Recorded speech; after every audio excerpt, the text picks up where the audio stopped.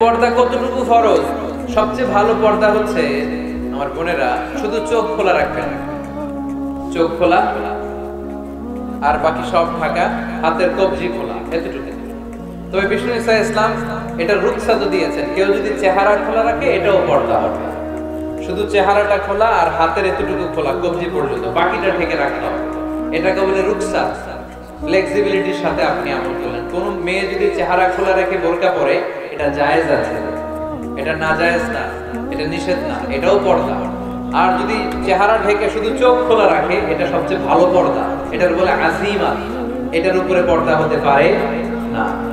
তো আমি ওইটাই সাজেস্ট করি, শুধু চোখটা খোলা রাখে, কারণ চেহারা হচ্ছে সৌন্দর্যের রাজধানী। চেহারাই যদি দেখে ফেলে তো সব দেখা হয়ে গেল, ঠিক কিনা?